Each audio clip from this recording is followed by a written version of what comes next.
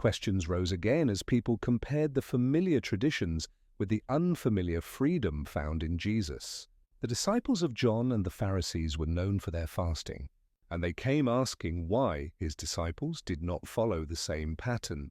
To them, devotion looked like discipline alone, and outward practices marked spiritual sincerity. But Jesus answered with an image so simple that even the fishermen beside him could feel its joy. Can the children of the bride chamber fast while the bridegroom is with them? As long as the bridegroom was present, the atmosphere was not one of mourning but celebration. His disciples were not neglecting devotion. They were living in the light of the one Israel had waited for. Yet he also spoke of coming days when the bridegroom would be taken away, and then his followers would fast, not out of ritual but out of longing. To press the truth further, Jesus used two more images that exposed the tension between old expectations and new realities.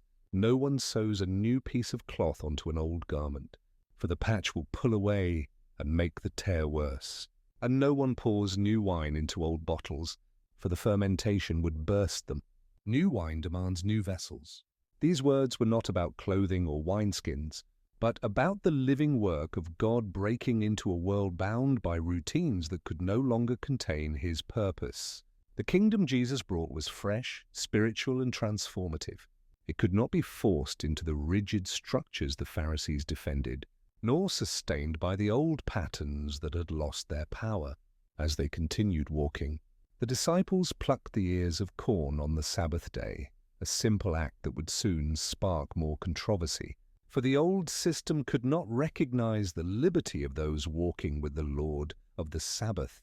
And yet, through every question and every challenge, Jesus revealed that the presence of the bridegroom transforms everything. What he came to give cannot be contained by tradition alone. It requires a heart made new, one willing to expand, to be shaped, and to hold the living wine of his Spirit. For when Christ is near, joy becomes the natural expression of his presence, and life flows where once only ritual stood.